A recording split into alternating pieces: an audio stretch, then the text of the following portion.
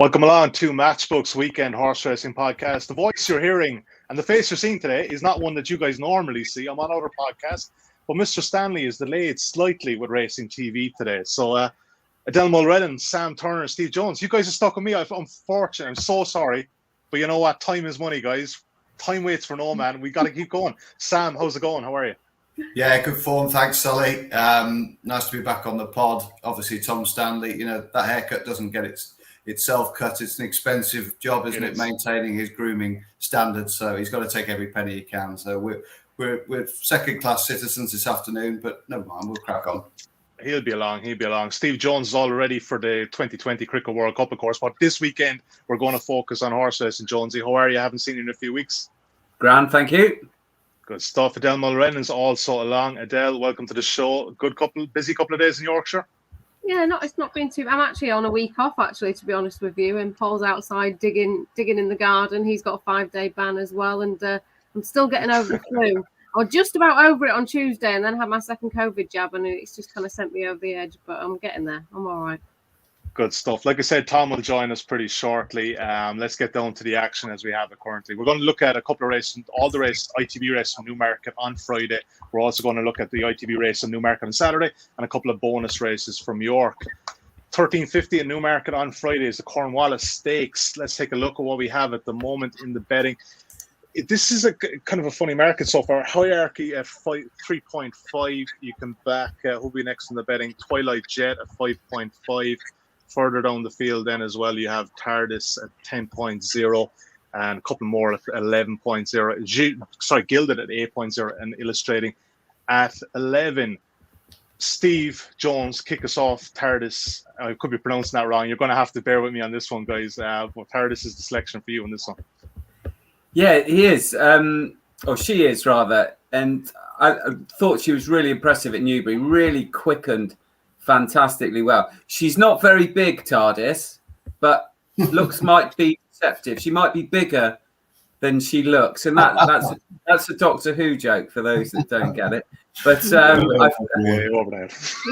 I thought she was very good at Newbury. She showed a really good turn of foot to win that day. And although this is a step up in grade, that was only a listed race. Last time she was beaten at Salisbury up to 6 furlongs that day.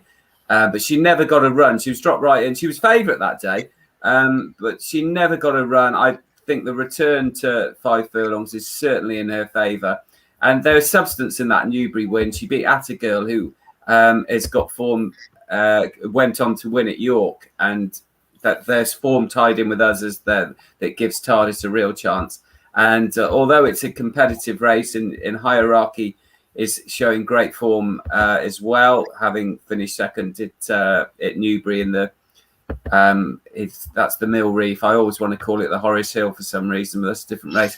And so I thought that hierarchy didn't have the greatest draw in 13 right out on the wing, which could go wrong. And TARDIS, I think, will like the drying ground, got a lot in her favour. And it's interesting, the Cornwallis, it's been won by Fillies quite a few times in recent times. I think it's 5 out of the last 7 have been Fillies. So she must have a right chance and a decent price. I think she's around about 10.0. So, yeah, looking forward to her. Yeah. Adele Mulrennan, you're also like in TARDIS as well, but make the case as well for Gilded. A pair of selections for you on this one. Yeah, a lot of the same reasons as Jones has already said, and the Fillies have got a good record. I do appreciate hierarchy, and of course he's second in the Mill Reef, but just the fact that the Fillies seem to have such a good record in the race. Not really much to add on her, really. She's got a good turn of foot. I think the ground will suit her. The drop back down to 5 furlongs. She did get very warm at Salisbury last time out. That was my only negative. Hopefully she's not kind of starting to go over the top or anything. Gilded, I thought, as well, could run a big race, dropping down in class after running such a big race in the Cheveley Park. She won at Beverley. She's a really nice filly. She's a nice looking filly. She's obviously been highly tried. Again, one for the Fillies, and Carl Burke has obviously got a good record in the race, and he knows what kind of filly it takes to win this to win the race. I've got the two really, TARDIS and Quiet Reflection and Gilded. I think they're both big enough to have a play at the win and place market with the two of them. our esteemed host, Mr. Tom Stanley, has joined us. Tom, before I come to you, I'll just finish off here with Sam. Sam, Midbahi is about 13.0 at the moment, and you're looking at a winning place there. Yeah, it's not a race I'm totally in love with. Obviously, stalls are in the centre. Good to soft ground at the moment, but some drying days down in Newmarket, so you could see that drying out appreciably. So it should be perfect conditions come sort of Friday, Saturday. Hierarchy obviously dropping from 6 to 5. That's a different test for him. I think stall 13 could be interesting, as Steve alluded to, out on the wing a little bit. I wonder whether Asheen Murphy might just explore the near side rail if he wanted to come that far across. And we've seen before that could possibly be an advantageous play as the season wears on at Newmarket. Mitabahi for me, got plenty of 5 furlong speed, was a bit slowly away last time at Ayr in a decent listed contest up there. And I just wonder if he jumps away on terms here, whether this track will suit him a little bit more. He's a strong finisher at 5. He's by profitable. Fingers crossed he can run into the frame. I know he's got a bit to find on official figures, but I quite like that performance last time and the one before, funny enough, at York. So he looks a bit of value for me at 13.0. 13.0, big price. Tom Stanley, it's all yours. Sincere apologies, everyone. Evening, Tom. Hello, everyone. I apologise. See all the other. Cheers, Sully. I mean, that's it. That's probably me done, isn't it, guys? Sully will be doing it from here on in, and I can wave goodbye. The Cornwallis. I think I just wanted to pick up with the point that Sam had made there with hierarchy out of 13. I'm almost certain, Sam, that Asheen will come over to that stand side rail. That's what he does. That tends to be what he does. Normally the stalls are far side here, but they're in the centre as they were a couple of weeks ago. But I'm almost certain he will make use of that draw. It wouldn't be a big bet for me, but I think he's the most likely winner out of 13 to hit that rail to try and make all. And he was in front nearly before the end last time, so he's the one for me. Hierarchy. Steve, you have a question? Well, I'm not so convinced about it being an advantage. If they do come over to the stand side, has he got the pace to be that prominent? And he could be trapped there. So I think it's to get wound up with the draw. I don't think is a wise thing in this. I might be wrong, but I think it will dictate what happens for the rest of the meeting, what we see early on the Friday. It seemed sort of Middle Park, Cheveley Park day for all the stalls were in the centre that there was an advantage to be on the stand side rail. And I just think a rail is going to be an advantage. But ultimately, guys, the races, they could be messy. We with the stalls in the centre, we could see groups developing, which never makes it easy, does it? Anyone want to comment on that before we kick on? Well, we had 3 groups of 2 at the last meeting, so anything could happen. That is very true. Right, on we go then to the next. This is the So Sharp. This is the 225, and right at the top of the betting for this 7 furlong contest.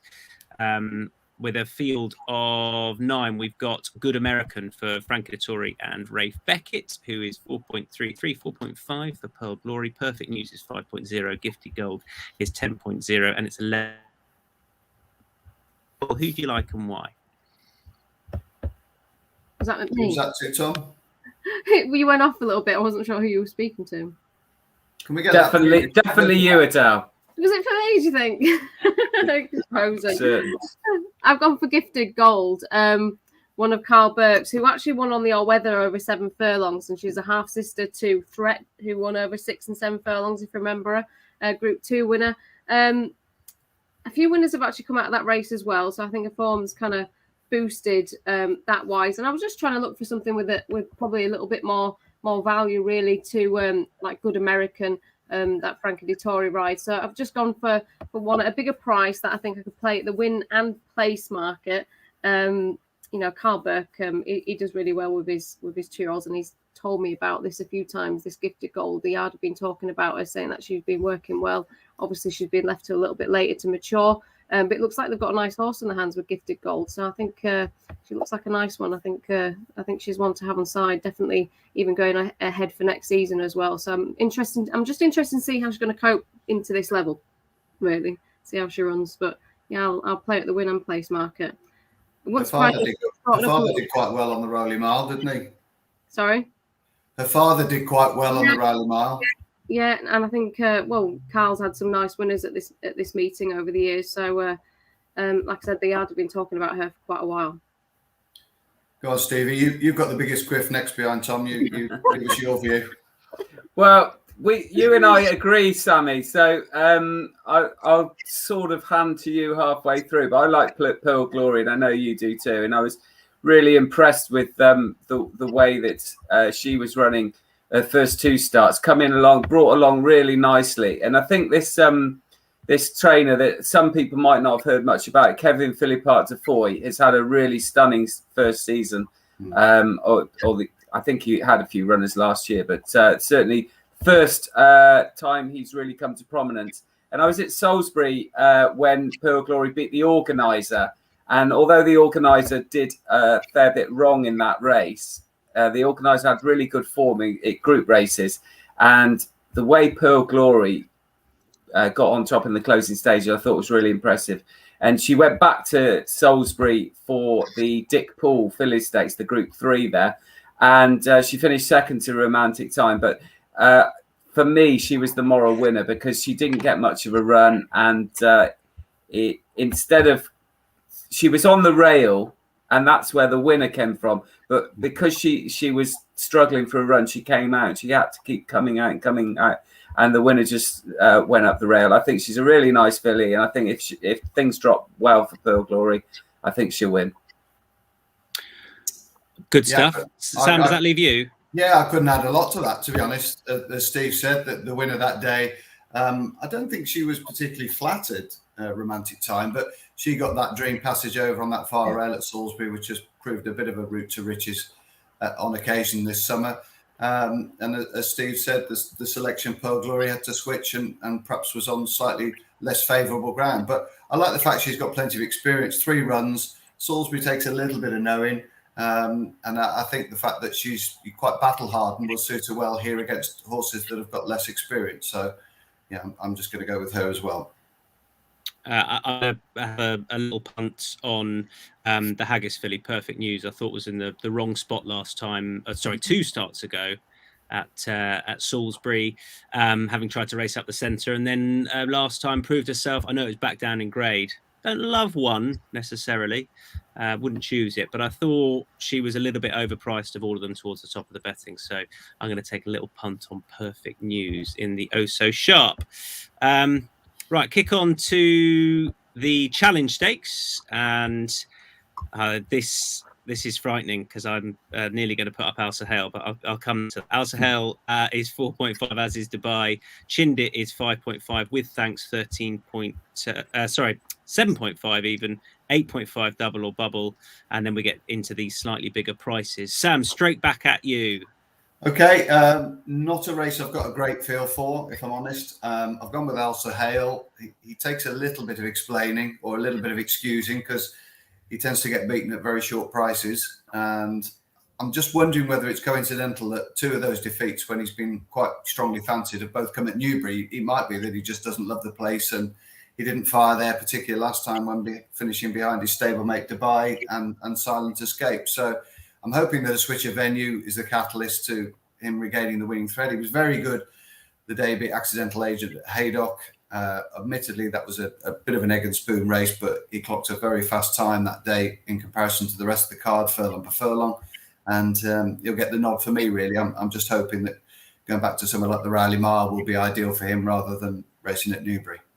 I'll just jump in there because I'm just going small stakes on him, but I do want him on side. I just thought he should be clear favourite based on the ability we know he's got. I hadn't really thought about the Newbury factor, and I'll add that to the argument. But he's won on this sort of ground before. I just think on his day, that time was really good a couple of starts ago. He has the potential to be top class and better than a lot of these. And I thought he might be a clear favourite, and the fact that he's not means I want him on side for I don't trust him. There you go, Adele. I'm going to go for Chindit. I don't think he's appreciated the mile as much as what we thought he was going to do when he won the Greenham, and he's been massively highly tried over that distance, at the top level. But I don't think he's ran at all. I don't think he's ran too badly at all, considering I don't think he quite stays the mile. So I think the drop down to 7 furlongs will be a big plus for him. I think he could get back to winning ways. I do on Friday. I think it's his chance to shine. Like I said, I don't think he's appreciated the step up to a mile. So I think the drop down to 7 furlongs will suit him. And Steve. Before you joined us half an hour late, I said the same about you that you said about Al Sahel. I want him on side, but I don't trust him. So I think it's a fair. You can call you get Al Stan Hale if you want. You can call me that. Very good. I think it's a really difficult race because I can't make head and tail of a few of them. I don't want, and I've come down on Garrus, stepping up to 7 furlongs for the first time, and I don't think he's certain to appreciate it, but I think there's a fair chance that he might. And if you go through some of his form, then he's not far off here. He ran very well in Royal Ascot in the Diamond Jubilee when he was only a couple of 3 lengths behind Dream of Dreams in Clem Shield, Art Power. I mean, that's really good sprint form. And then went over to Deauville and won a Group 3 over there. So that was nice. And then last time, the ground was probably a good bit quick in the Haydock Sprint Cup. So he goes on easy-ish ground. If he does stay the 7 furlongs, I think he's got a great chance. And it's winning place sort of price as well. So I think it's about 15.0. And with Frankie Dettori on board, I'm quite happy to have a small stakes double with him and fairly confident that he can hit the frame. Yeah, you're right about the price. Big price in the challenge for Steve. Move on to the feature on the day, which is the Fillies Mile, 3:35.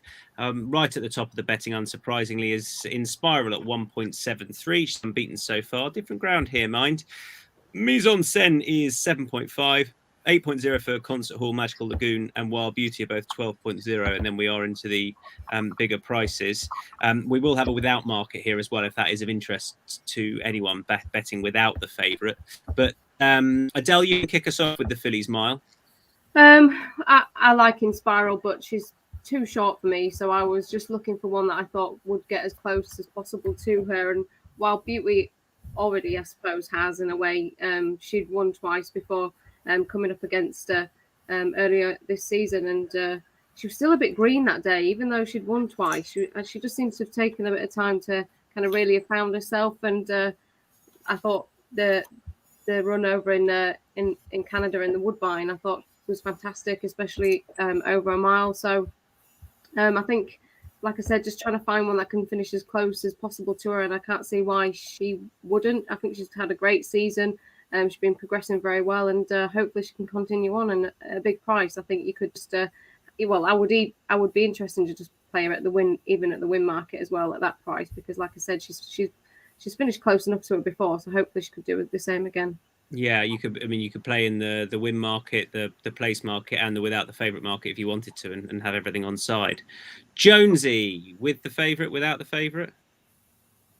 Yeah, with the favourite. I'm not a big fan of betting short prices, but I've been so impressed with In Spiral and what she's done in 3 starts. I thought she was massively impressive when she won at Sandown, and then didn't probably have to match that form, or certainly didn't have to improve on it to win the Mayhill. At Doncaster, the ground you mentioned is on the easy side. She's been winning on fast ground, but I can't see it being a problem. She's by Frankel, who often handle all sorts of ground, and she's out of a Selkirk mare called Starscope, who was runner-up in both the Guineas and the Coronation Stakes on soft ground. So in the breeding, you'd thought that In Spiral might even prefer it. So I just think what she's done is better than everything else, and I think she's a really, really nice filly. And for that reason, I'm not willing to take her on. Sam? Bit short for me. I'd only want to play her if she was sort of carpet 3-1, something like that. There you go. Obvious gag of the day. You can explain that if you want, Sam. For the older viewer, carpet is 3-1, isn't it? In Spiral Carpet. They were a great band in their time, In Spiral Carpets. Anyone under the age of 40 who still won't understand. It is a bit of a niche reference. I do take that, yeah. And you'd have to be into the Manchester scene of the early 90s probably to appreciate it. I think, wasn't Noel Gallagher a roadie for the Inspiral Carpets? Anyway, there we go. The only thing uninspiring about Inspiral is the price, really. And just, she's yet to confirm that Newmarket's a track. If there's a bit of dig in the ground, that might be a slight query as well, albeit we're going to have a couple of days of drying weather, which might help. She looks a class filly. She's done 2 very good speed figures as well at Doncaster and Sandown. The Sandown race is working out. Second horse has been over to Canada to win a Grade 1 over there, Wild Beauty. So you can't poke many holes in the form, but she's just a bit tight. So I'm going to go with Concert Hall. I think she's a fair win and place prospect in this field. I like the way she finished off at the Curragh last time. She looked to be going nowhere 2 out. And then the stamina reserves kicked in and she really took off in the last 100, 150 yards to win that Group 3, the Park Weld, I think. And I think Aidan O'Brien won that with Hermosa, who obviously came over and won the Guineas here a few years back and then went and won the Irish version as well. So it might be a race that he just keeps on side for a horse of her quality and her nature. I think she'll improve for a step up in trip as well. She just looks all stamina. So I think this mile, if she copes with a dip and comes out the dip, nothing's going to be finished off as well as her, albeit the favourite might. But, I think she's fair win and place to be on the scene. I'm looking at it similarly with Concert Hall, but I can't find a bet in truth. I was tempted with her without market, but I'm not confident enough to have a. I just want to ask about the Guineas and Inspire for a Guineas. Anyone, if you would want to take a price, she's about to clear Tenebra's at this moment. I'd rather bet you to turn up on time, Tom, to be honest, at the moment. So, but do we agree that she should be favourite for the Guineas in Spiral? Well, she's a Franco filly, beautifully bred, trained by top people, ridden by top people. It's hardly surprised that she's sort of migrated to the head of the market, really. Okay, let's move on to the old Rowley Cup.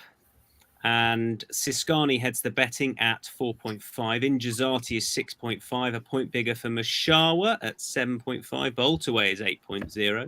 And then we are into the double figures. Love this race. Doesn't mean it's easy to solve necessarily. Steve Jones, you can kick us off with the feature handicap on Friday. Boring again. I'm going for Siskani. Tipping a lot of favourites, aren't I? That's a bit unnerving. Boring Jonesy. Yeah. I was all prepared for midday, but you've put me off my stride turning up so late. But I think Siskani is the one. Could easily step out of handicaps at some point and be a bit better than that. Has got form on all sorts of ground. That's 4th at Ascot in the King George Stakes. I thought was a really good effort because got badly hampered in the closing stages and was only beaten a length and a half. And then came out last time at Goodwood when on softer ground and was just mugged or run down in the closing stages. So I think she's got a very solid profile and quite capable of giving weight away. All I'll add to that is the fact that he's been gelded. I quite like the accuracy with the yard, having been with horses that have been gelded. Well, it hasn't necessarily worked with Alsa Hale, but maybe I think it's interesting they've done it. And I think he could easily be comfortably best of these. And the only one I wanted to take him on with is second in the betting. So I'm happy to stick with Siskani at 4.5 for all it's not a massive price. It'd be small stakes win Siskani for me. Adele. I've got 2, not an easy race at all. Candleford has been gelded and was disqualified at Ascot. So just purely on the fact that he's still quite like the race and I think still got a bit more to offer and is going to carry absolutely no weight at all. And then I just think one to keep an eye on is Juan de Montalban of David O'Mara's. They picked him up at the same sale they picked up Lord Glitters for €400,000. So pretty penny spent on him. He's had a couple of runs already, so he hasn't shown that much as of yet. But I just think he might suit these kind of big fields, if you know what I mean. Just trying to like lock him in and just trying to get him on the heels of them and just trying to kind of like feeling with a little bit of confidence. I think Lord Glitters, he won a big field handicap only on like his second start for David O'Mara. So he's not like one to go wild on. He's just one to kind of keep an eye on and just have a small little place bet on. Just see what they're going to do with him the rest of the season and for next year. But Candleford, I'll definitely have a bit on him as well. Main play Candleford, lovely stuff. Both win and place those, Adele. Yeah, just small, just very very small on those two. Yep, in the old Rowley Cup. Sam, your selection? Yeah, belting renewal. You could imagine that a few of these are going to make up into sort of group performers next year if they're allowed to stay in training and progress. Ciscania, respect. Injazati, be interesting to see how they ride him a little bit up in trip. Got a free going type. I read a few things about them saying that the Newbury run was a sort of a stop-start gallop and he had his own way in front, but the speed figure didn't suggest that it was a very slowly run race at all. It was terrific. So I wouldn't damn him with that. Just for me, whether he enjoys trying to make the running over 12 furlongs at Newmarket, it's not an easy task on the Rowley Mile. So I'm going to go with Mashawa. I think he's got good middle distance form that's tied in well with Valley Forge, who, obviously was a good winner of the Melrose. That looked a very strong and deep race. I think if it is a good test of stamina, that'll suit him because he gets 14 furlongs well. He's got the pace to win over 12 on good ground. He's beaten Valley Forge as well. He's got form with scope from last year. Just think he's quite a classy individual who's had quite a light campaign. So I think this has probably been the plan for a while, which is encouraging. And hopefully he'll run a big race. I think 8.0 winning place is very fair. Best bets on the Friday then. Adele, who is your Friday best bet? Are you sticking at Newmarket? No, I've gone to York. Yes. Gone to York in the what time does he run it actually? Good luck Fox of Paul Midgley's runs in one of the sprints. Second at Redcar to a stablemate, giving away quite a bit of weight that day. I think it was only beating a short head or a neck or something. Lovely looking horse, gave him best turned out that day and only gone up the £2. Paul Midgley's in good form. I think he's on a 22% strike rate at the moment. So I think that could run a big race on Friday at York. 4:20 that is. Yeah. Good luck Fox for you. Sam? Yeah, half an hour earlier at York. Bit of northern bias here, Adele. You'll be pleased with this. Ravens Craig Castle, who ran in the aforementioned Melrose, was beaten last time over 2 miles with some cuts in the ground. But I think back to York, I think this horse is still reasonably well handicapped. Personally, I don't think we've seen the best of him yet. And I think he might make up into a really nice horse next year if the Australians don't buy him and ship him down under. But he's a horse that's well suited to York. And I think he can go well here. I think he's about 9.0, something like that. I think that's fair. Just reconfirm the name for me, Sam. Ravens Craig Castle in the 350. Lovely stuff. And Steve Jones? You stay up north. I'm going to the land of my father. So over jumps. In the 135, there's only 4 runners, but he should be a lot shorter than he is. I think he's running 3.0, 3 under through 5. And I was going to explain why he's named 3 under through 5, but we haven't got time now. And Tom, you know what I called it. That's why I was late, just so you didn't have to explain that, to be honest. It's too painful. He's my racing TV horse to follow this year. There you go. Oh, no. Can I have another go? Apologies.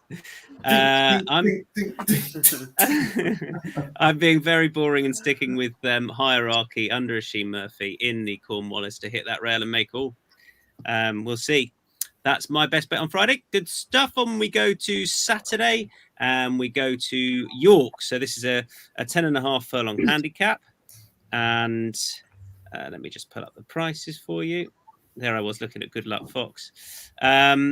Now, just to confirm, I think the race times have changed on declaration time here. So it's actually 3 minutes earlier, just so you know. It's 2:37. Apologies. It was the 2:40, but it's now the 2:37. But you're there or thereabouts. Sorry, producer Sully. That changed about 11 o'clock today. Betting as things stand. Bay Bridge is at the top of the betting. Look at that. Perfect. At 3.5, same price for Sinjari, and Faisal is 4.5, Sinjari 8.0, Dark Jedi 10.0. Baybridge does head the betting. Sam Turner, who's your selection? Baybridge just wins this, doesn't he? Isn't he the proverbial group horse in a handicap? We haven't seen him for a bit. Is that the worry? I think there's probably been a reason for that. Maybe they've been waiting for some cuts in the ground for him, and they didn't want to run him through the summer. Maybe they've got another plan for him later on in the season. I'm not sure. Yeah, I suppose the 5-month absence is a little disconcerting, but crikey, wasn't he impressive in that Newbury handicap where he strolled clear of King Frankel? You know, that looks pretty decent early season form. Sadly, we haven't seen him since, but if he handles York, I think he wins this. I really do think he's a quality horse who's going to make up into, one of those typical slow burners from Sir Michael Stout's yard. Hopefully a group horse of some description over middle distances next year. And happy with his price at the top of the betting? It's a bit tight, isn't it? But I mean, he was only 5.0 all through the week with all the other runners in. So the one concern I'd have is Sinjari, perhaps, because he just runs the track so well. But he's had a really long time off the track, and then he's heading back a month later after running a really creditable second to Migration. So, if he's not going to bounce off that, then I think he's a big threat. But I've got a lot of time for Baybridge. I've got very little to add. I think he's the stand-up performer, and I think he'll make it up into a nigh on top level horse next year. So he's the one to beat here. Adele. I completely respect Baybridge, but just considering we haven't seen him since May, just in case there's something underlying, I've just gone for one at a big price, a horse that I've been following this season. That's Platinum Card, who completed a hat trick at the back end of the summer, and I don't think ran a bad race at all at his first attempt in a listed race in the Doonside Cup, and they were proven group performers that day. So I just thought if he can continue on his progression, is a big price. Keith Dalglish always seems to do well with his horses when they go to York. So just wanted to just play against the favourite really, and just have a small little place bet on Platinum Card, because I've been following him this season and he's done very little wrong. 17.0. Big price. Yeah, I'm Baybridge as well. All I can add to what you guys have said is that it doesn't worry me so much that he hasn't run for a fair amount of time, because we're into October. There's no point bringing back a horse that's not fit in the second week in October, from my opinion. So it wouldn't worry me particularly. And that last win at Newbury back in May, it wasn't any old handicap. It was London Gold Cup, which has thrown up Group 1 winners in the past, like Al Kazim and various others. And he was so impressive in it. I just thought he was a group horse, and I think that's what he is. And that's why I think a horse that has proven on soft ground, I think he's best soft ground, a mile and two, that's what he gets. And as long as he takes to York, which not every horse does, I think he's very solid. And although he is quite short, there's a case for saying he should be shorter, because Sinjari, for me, prefers better ground. So 3 shouts for Baybridge, 1 for Platinum Card at a price from Adele. Onto the Dewhurst, which is the 255 at Newmarket. Native Trail is 1.73. Bayside Boy 5.5. Straight Answer 6.0. Glauntane is 13.0. Then we do have bigger prices. Look, again, I'm struggling here. I can't really. I don't want to back Native Trail, and I don't particularly want to lay either. So this is just going to be a watching brief for me. Adele, watching brief for me as well.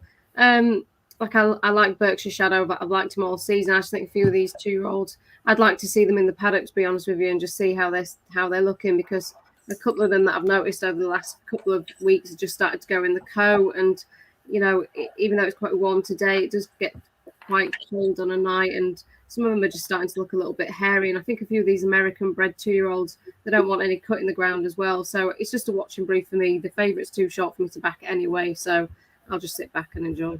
Yeah, Steve Jones. Yeah, I'm not massively interested in betting anything. I think Native Trail will win. I think Bayside Boy wants a bit further now. He wants to go up to a mile, so I think he might be a bit vulnerable, and for that reason, I think Native Trail will win, but it's too short. Yeah, and Sam.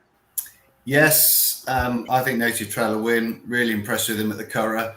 The only slight reservation in my mind is how he handles the dip, because he's pretty long striding horse, as we saw at Newbury the time before when he beat Max Taylor. He really does grab at the ground, and I think conditions will be absolutely fine for him. Nice carpet of grass at Newmarket, some juice in the ground, but just want to see how he comes out of that dip first. I think this is a really good idea for them to run in this race. So we give a good idea where they go next year with him. But I think he's the class act in the race. And if there's a potential superstar 2-year-old, I think he's pretty much towards the top of my list at the moment.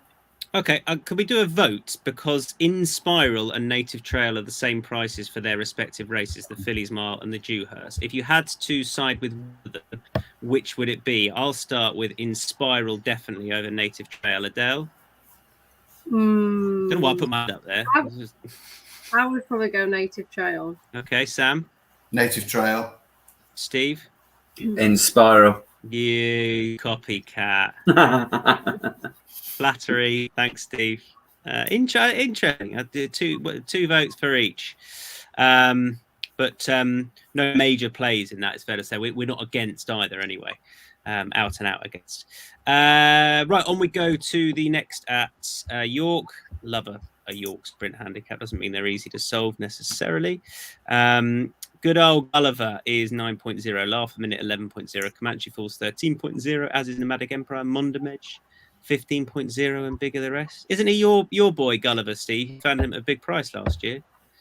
Yeah, he's won this the last 2 years, Gulliver. But he was the SPs in the last 2 years, so 16-1 and 20-1, and he's virtually favourite this year, and he's drawn 21. I don't think that's a help. I'm not a big fan of draw that high at York. So this year, I'm gonna say sorry, Gulliver. I'm gonna pass you over. And the two that I like are both trained by Kevin Ryan, and they could both be. I mean, they got middle-ish draws, but they could both be. There's a lot of pace across the across the track here, and there is pace high where Gulliver is. I can't remember who it was. Just Frank, I think, in 18. Copper Knight, yeah. Copper Knight's there, yeah. Copper Knight, 6 furlongs on soft ground. I don't think they're going to go as hard as they can, but Punch Bowl Flyer goes forward, Mr. Wagyu. So it's across the track anyway. But Magical Spirit is the first one of Kevin Ryan's two in stall 15. Ran very well. Well, won the Air Silver Cup last year, and then ran very well in the same race this year, went fourth. Albeit from a pretty helpful draw. But he's in form. His form when he was beaten ahead in third by Tis Marvellous at the Shergar Cup meeting at Ascot on slightly easy ground has worked out really, really well. Tis Marvellous has gone on to win good races. And the fifth home, King of Stars, is a really nice horse. Especially on fast ground. But Magical Spirit's in form. I think he's got a good chance there. He was fourth in this race last year when he had a very high draw. He was in stall 19 last year, and he's only slightly lower this time, but I think it's going to pan out for him. So Magical Spirit's the first, and Rathbone, who I think is about 34.0, something like that. And I just don't see how he can be. His second to Great Ambassador at Newmarket early in the season is really good form. Great Ambassador is a really nice prospect of Ed Walker's, who was runner-up in the Air Gold Cup. So that's worked out well. And last time when he ran in the Air Silver Cup, Rathbone, he didn't have a great draw. He was pretty much on the wrong wing of it. So I'm willing to forgive him that because I thought it was quite a good effort, actually. So at 34.0, a horse who I think is still in form and he's run well at York before in the past as well. So he's got a fair bit going for him for a horse. It's a massive price. It's a big old price. I've talked me into that. Adele? Honestly, I found this race so difficult because so many of these horses, I think we've all tipped at some point.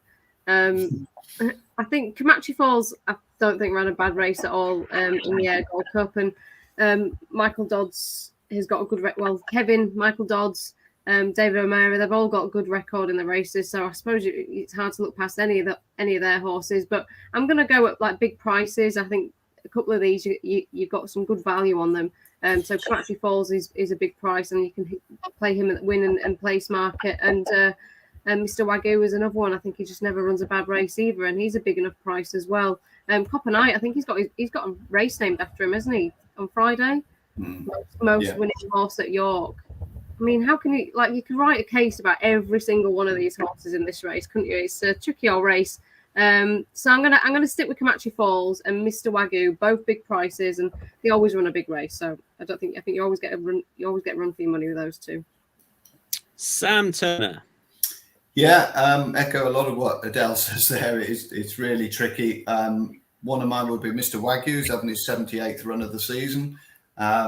Unbelievably durable sprinter. Travelled like a dream last time as well. And just faded late on, but I still think he's a major player at sort of 17.0. I like that draw of his as well. He's drawn with a little bit of pace over on that far side, so should get a good toe into the race and will probably race prominently himself. I'd have to have a saver on Gulliver, looking for a hat trick. So he ran really well on his penultimate start. Just didn't cut much ice last time, and I do take Steve's point on board. I don't normally like tipping horses, with 21 next to the name in handicaps here, but at least he's got Copper Knight 4 or 5 berths away, so he should be able to get a bit of a draft into the race, and he could easily go and win again. He comes out well on my figures, so I've got to have a little saver on him, but very much a small stakes race for me. Nothing I really fancy. I normally like something Trailblazer down the middle of the track, and I couldn't really find one here. I normally like something on the front end, but I've gone for a hold-up horse who's won here before in the form of Mr. Lupton, just because he's pretty much outsider of the bunch. And exactly like Adele said, I could make a case for so many that I want something at a price. Small stakes, win and place. He won here earlier on this season and then has been so dramatically out of form, but he's returning to York where he's won plenty of times. There is a lot of pace on for him, so I'll chance him.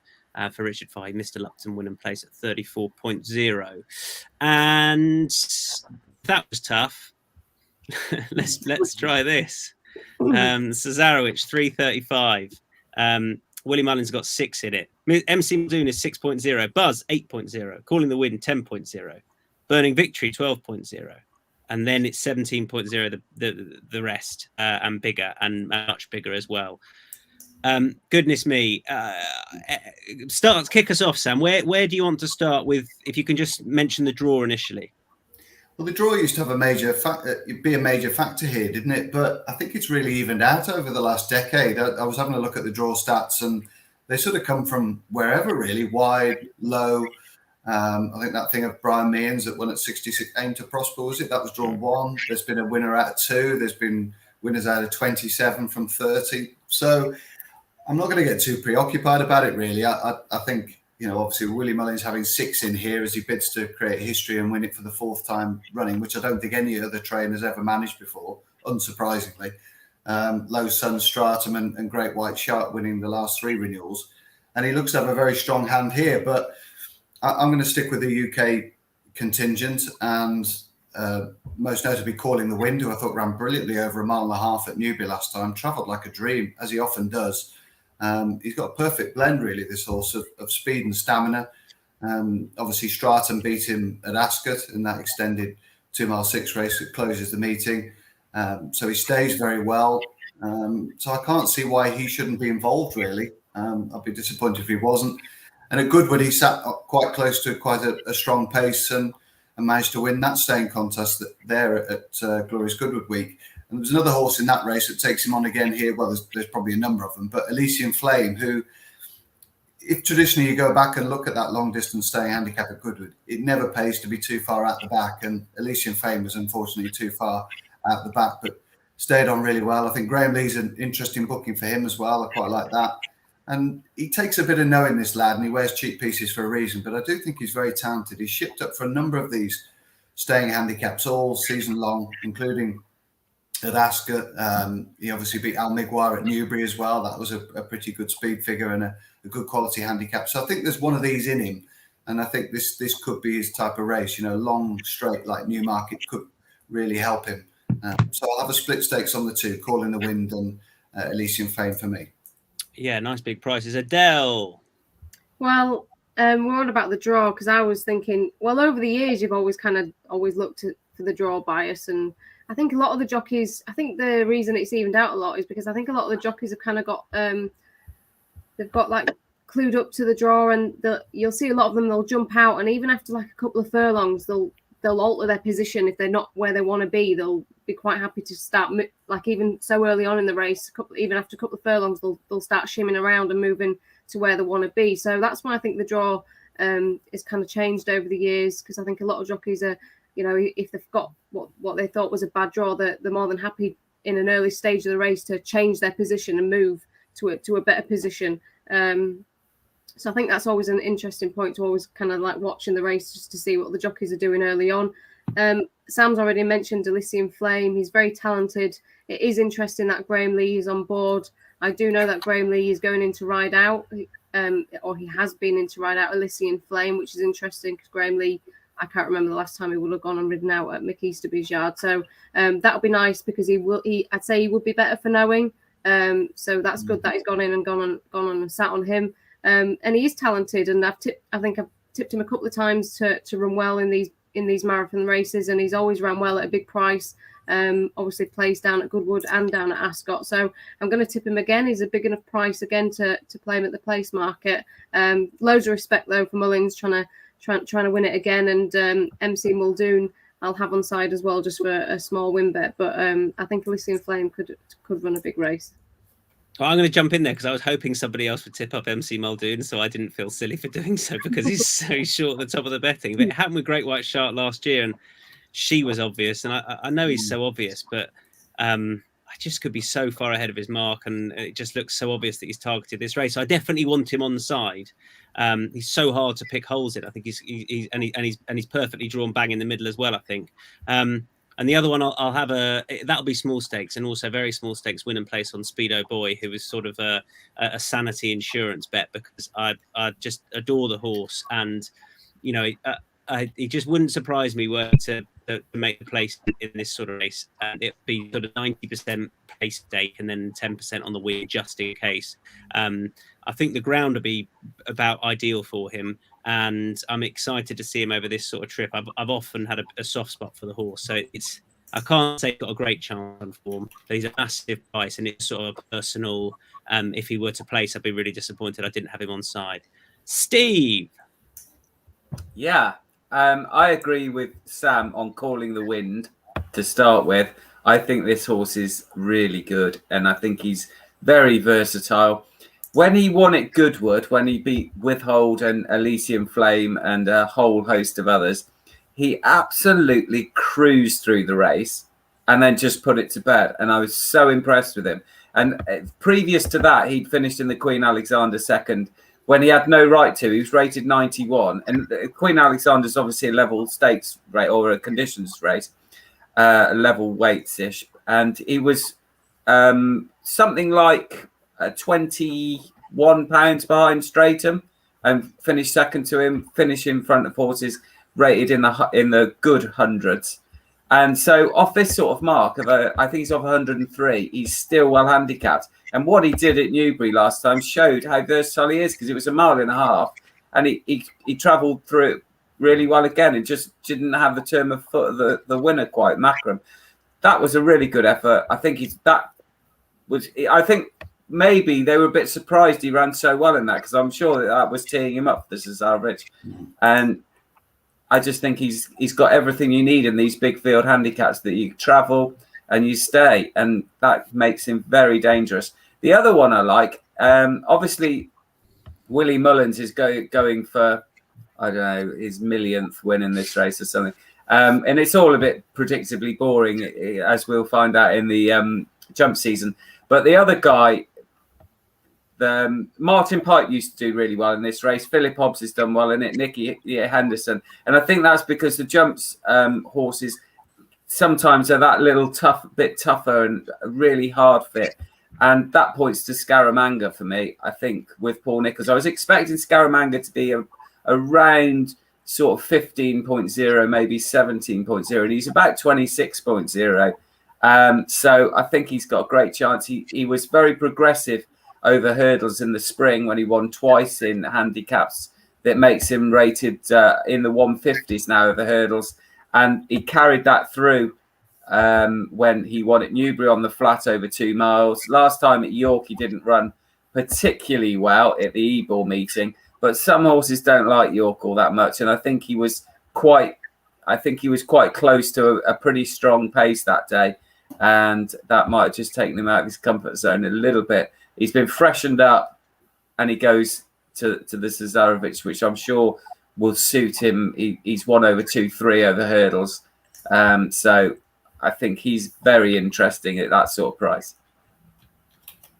That's the Cesarewitch done. And that's everything. So time for best bets on Saturday. Adele Mulrennan, your Saturday best bet. Where are you going?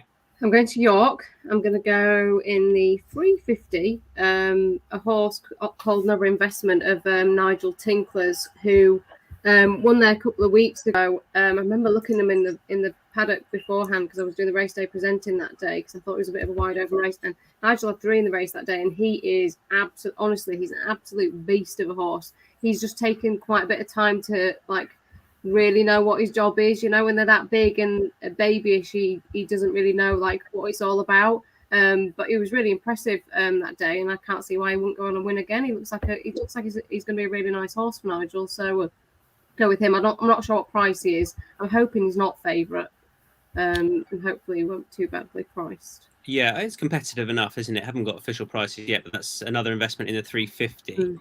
York, Steve Jones. I'm going to go a bit rogue, I think, in the 425 at York.